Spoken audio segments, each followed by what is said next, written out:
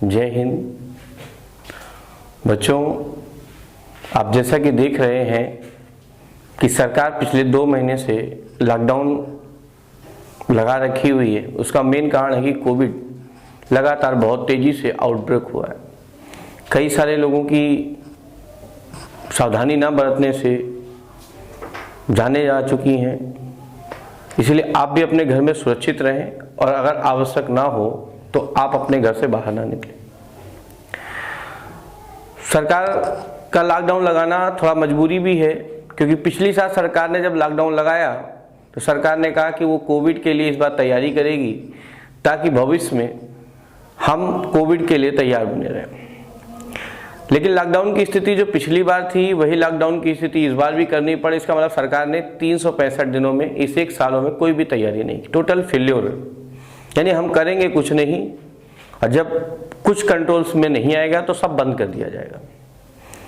केवल ठेके खोले जाएंगे, शराब बेची जाएगी, क्योंकि सरकार की जो इकॉनमी है, देश की जो इकॉनमी है वो ठेकों पर निर्भर हो गई।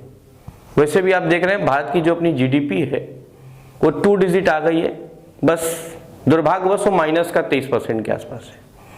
क्योंकि सरकार ये कह रही थी कि वो भारत की जीडीपी को 2 डिजिट में ले आएगी। 2 डिजिट में ले तो आए हैं लेकिन दुर्भाग्यवश वो निगेटिव हो गई है। तो सरकार आपके साथ कुछ भी नहीं करेगी, बस आप हाथ धोते रहिए कई सारी चीज़ों से, सपनों से, नौकरी से, जाती हुई उम्र से अपनी। सरकार आपके साथ है, आपका कुछ भी परेशानी नहीं है, बस आप अपने घरों में बने रहिए। आप लगातार देख रहे हैं कि घरों में रहने से जो हमारी शिक्षा प्रणाली थी वो पूरी बेकार हो चुकी है। बच्चे टीचर की निगाह में तो सही से पढ़ते नहीं थे। ऑनलाइन कितना अच्छा पढ़ेंगे ये हम आप भी जानते हैं। जब आप देखते हैं कि हमारे घर के छोटे भाई बहन होते हैं, हमें स्कूल में टीचर के पास जाकर के स्कूल वाले को जाके बोलना पड़ता है, सर इस पर थोड़ा ध्यान रखिएगा, जबकि वो डेली स्कूल में टीचर के सामने जाता है। आप सोचिए, जब बच्चा स्कूल में टीचर के सामने सही से नहीं पढ़ना चाहता है तो ऑनलाइन कितना अच्छा पढ़ेगा, ये हम आप अच्छी तरीके से समझ सकते हैं। फिर भी इसमें मेरे को कोई आपत्ति नहीं है, लेकिन सरकार ने स्कूल कोचिंग बंद करने के बाद जो प्राइवेट अध्यापकों का हाल इस समय है वो बहुत ही खराब है। लेकिन लॉकडाउन की स्थिति अभी भी आगे बनी रहनी है, शायद उम्मीद यही लग रही सरकार से मुझे। और क्योंकि 3rd स्ट्रेन जो बता रहे हैं कि कोविड की जो 3rd स्ट्रेन है वो बच्चों के लिए घातक है, इसका तय मानना है कि कोचिंग संस्थानें अभी कुछ समय तक और बंद रहेगी और प्राइवेट अध्यापक जो है वो अपने काम में ऐसे ही बने रहेंगे।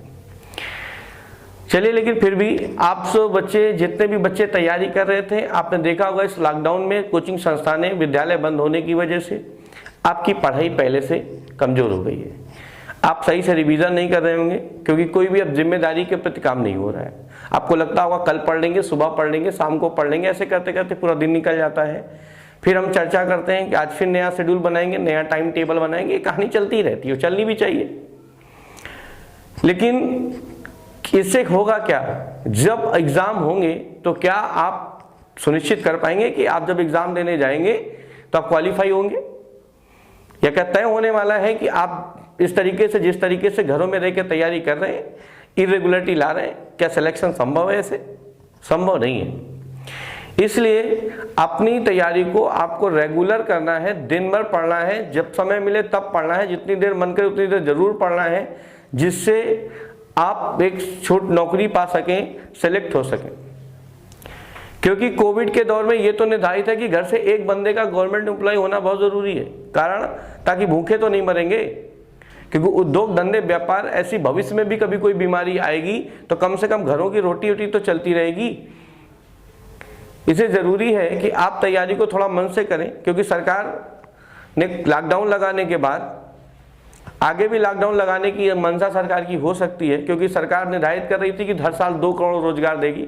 दिख तो नहीं रहे, लेकिन फिर भी जो भी रोजगार अब सरकार के माध्यम से आ रहे हैं उनमें हमें तैयारी करना बहुत ज़रूरी है। इसे मन से पढ़ाई करें, और जो भी एग्ज़ाम सरकार ने अभी पोस्टपोन किए हैं कोविड के दौरान आपके कर्फ्यू को या लगाने के बाद, तो वो पेपर कहीं ना कहीं कुछ समय बाद होने हैं। तो ज़रूरी है कि आप अपने घरों में बैठ करके सही से तैयारी करें, और जब भी एग्ज़ाम जुलाई से लेके सितंबर तक जो भी समय सरकार देगी, उस टाइम जो भी एग्ज़ाम होंगे उसके लिए आपको पढ़ना बहुत ज़रूरी है घर में, अन्यथा आपके रिजल्ट्स अच्छे नहीं आएंगे। रिजल्ट अच्छे नहीं आएंगे तो आपके अपने सपने और अपने माँ बाप के सपने दोनों में से कुछ भी पूरे नहीं होने वाले। इसलिए ज़रूरी है कि आप मन लगा कर पढ़ें। अभी यूपीएसआई की भर्ती आई है जो कि 2016 में आई थी, उसके बाद आप देख रहे हैं कितने सालों बाद आई है। इस दौरान कई सारे बच्चे ओवर एज हो गए। 2016 की भर्ती अभी भी कोर्ट में पड़ी है, कई सारी बच्चों की पीओपी नहीं हो पाई है, या कुछ बच्चे जो कि कोर्ट में केस लड़ रहे हैं उनका भी कुछ नहीं हुआ है। लेकिन ज़रूरी है कि अगर आपके पास अभी यूपीएसआई की भर्ती आई हुई है, जिन बच्चों ने फॉर्म भरे हैं वो पूरी ईमानदारी से पूरी मेहनत से लग जाएं, ताकि जब भी एग्ज़ाम हो आपका सिलेक्शन तय हो।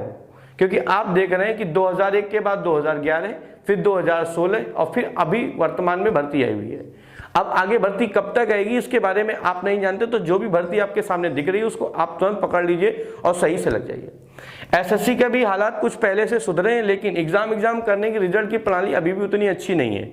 अभी आप देख रहे हैं सीजीएल और सीएचएसएल के एग्जाम होने थे, लेकिन सरकार ने इन्हें पोस्टपोन कर दिया है, या एसएससी ने इन्हें पोस्टपोन कर दिया है। कारण क्योंकि कोविड बहुत तेज से फैल रहा है।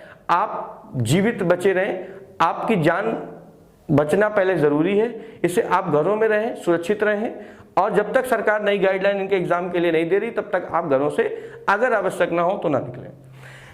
डिफेंस के बच्चे जो कि हमारे एयरफोर्स के बच्चे थे, एयरफोर्स की तैयारी कर रहे थे, उनका भी एग्जाम होना था, लेकिन वो भी प्रस्ताव पोस्टपोन कर दिया गया है। इसलिए आपको एक मौका मिला है कुछ समय के लिए, कोविड का दौर ही सही, एक मौका मिल गया थोड़ा और रिवीजन करने का, थोड़ा और अच्छे से तैयारी करने का। इससे तैयारी अच्छे से करिए।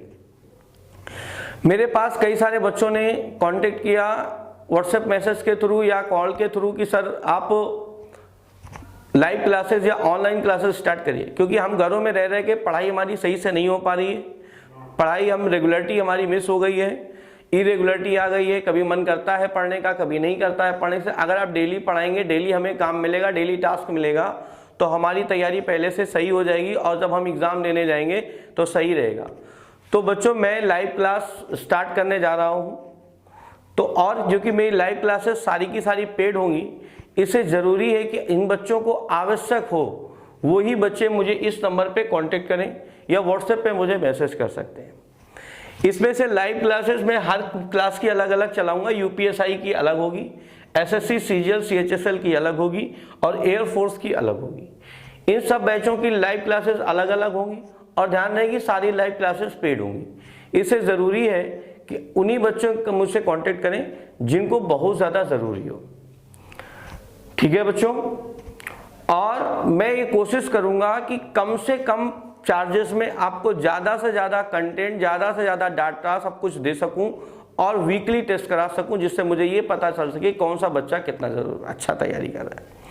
मैं इंडिविजुअली एक एक बच्चे पर नज़र रखने की कोशिश करूंगा, जिससे कि हर बच्चा अपनी तैयारी अच्छी कर सके।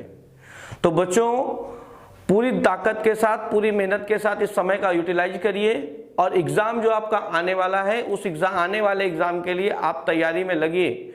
और मैं इस बात की जिम्मेदारी लेता हूँ कि मेरे सब्जेक्ट की वजह से आपका सिलेक्शन नहीं रुकेगा। मैथ्स आपको बिल्कुल भी नहीं डराएगी। मैथ्स में पूरी ताकत लगा दूंगा कि आप सारे बच्चे पूरे बराबर अच्छे तरीके से एग्ज़ाम क्वालिफाई करें। मैं एग्ज़ाम तक आपके साथ ऐसे ही बराबर खड़ा रहूँगा। मेरे सब्जेक्ट की वजह से आपको कोई समस्या होने वाली नहीं है। इसे पूरी ताकत के साथ लगिए और मैथ के डर को बाहर करिए। मैथ को बाहर डर बिल्कुल छोड़ दीजिए, मैथ को पूरे मेरे ऊपर छोड़ दीजिए। बस आप डेली क्लास अटेंड करें, जिस टाइम पे आपका बैच हो उस टाइम पे आप ज़रूर पढ़ें। इसे अपनी तैयारी को अच्छा करना है, बूस्टअप करना है, ताकि आप अपने सपनों के लिए आगे आकर खड़े हो जाएं। लड़के अपनी जीत सुनिश्चित करनी है, लड़के अपने सपनों के लिए पूरा करना है, क्योंकि अब की बार अंतिम बार, बस इसके बाद तैयारी ना करनी पड़े, इसलिए ऐसी तैयारी करनी है कि यही एग्ज़ाम आपका लास्ट हो। जय हिंद।